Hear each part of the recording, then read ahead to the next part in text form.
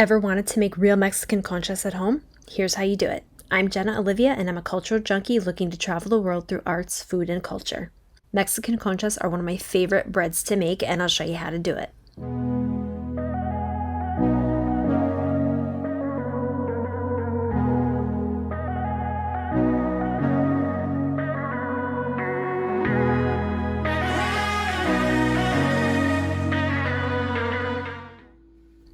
Like many pan dulce, it starts off with a masa de bizcocho, which means cake dough. This yeasted dough base includes eggs, milk, and a fat choice. Here I'm using butter, but you can use lard or vegetable shortening. The technique of mixing dough is really important to making the most authentic conchas. The proper technique is to add the liquids to your flour first and then add the fats. This helps hydrate the dough and give it that fluffy and soft texture. For beginner bread bakers, the idea of making bread might sound really intimidating because there are techniques involved. But these techniques don't always mean that you need to have certain skills. If you have patience and you're diligent to follow the rules, two things that I don't ever do outside of bread baking, you can make a decent cake dough. Cake dough technique starts off with adding an activated yeast mixture to the flour with salt. When you're using yeast, unless it's instant yeast, you'll have to activate it before you use it. To do that, heat water or milk, or even a mixture of the two, until it's about 110 degrees Fahrenheit. That's basically warm to the touch, so if you don't have a thermometer, I didn't use one, just stick your finger in it and see if it's warmer than room temperature. To make a proper cake dough, mix it well in the center of the flour in a large bowl. Pour the yeast mixture in and add just enough flour in it to make a paste. You want to add in your eggs one at a time, mixing in more flour each time to help keep that pasty consistency. Afterwards, add in the sugar and your flavorings of choice. After you have all those things mixed in, mix in your fats. As you can see, I'm using butter, but you can also use vegetable shortening or lard. Adding in the butter last helps to hydrate the dough by mixing in the liquids first, and then the butter acts as kind of like a secondary leavener that gives it really nice pockets of air in the dough as it bakes. When everything is mixed together, you'll have a rough dough. You can't stretch it very far without it tearing. The key here is to knead it for at least 10 minutes. I'm showing you how to do it in this video by hand, but if you have a stand mixer, definitely use that instead. It's a lot less labor intensive. If you're doing it by hand, you can roll it out on a steel or marble countertop with a bench scraper. Or you can do what I did and pick up the dough and knead it above the bowl like taffy. This involves wrapping the dough around itself and then pulling. If you're using a KitchenAid stand mixer, use the dough hook and knead it on level 2 for about 10 minutes. Knead it for at least 10 minutes until you can stretch the dough without it tearing. You should be able to see through it. This is called the window pane test. When your dough is ready, let it rise in the fridge overnight.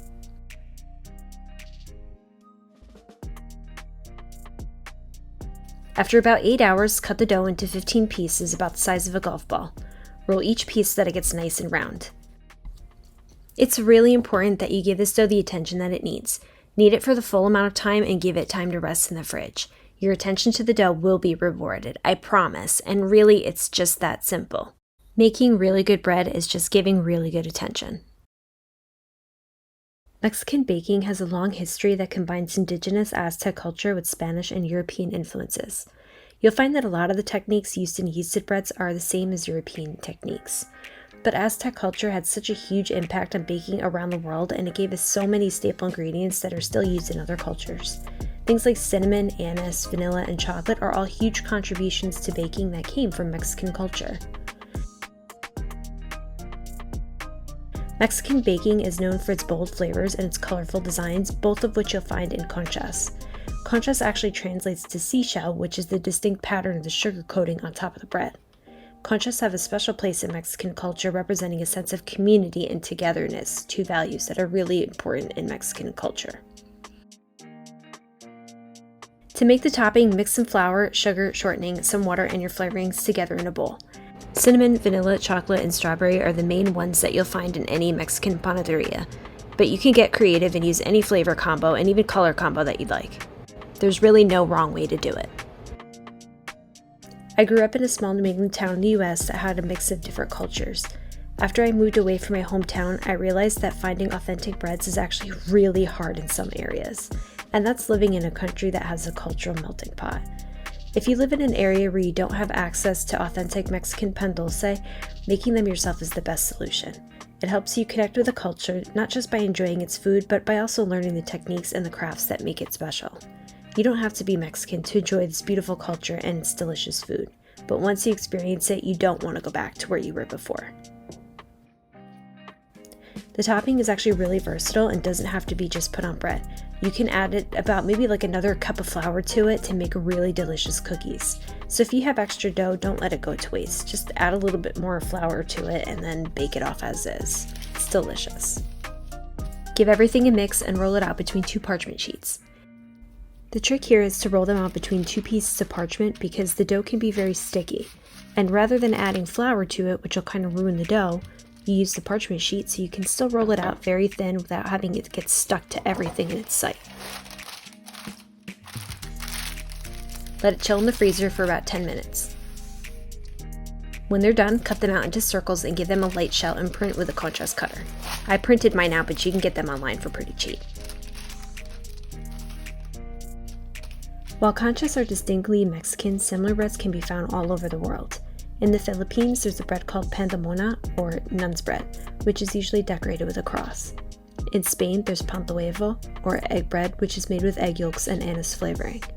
In Chile, there's pan amasado, or kneaded bread, which is usually served with butter and cheese. In Argentina, or even some parts of Mexico City, you'll find that these conchas are filled with sweet dulce de leche or even fruit. And in Peru, there's even a savory version of it called pan con chicharrón, which is made of crispy pork cracklings.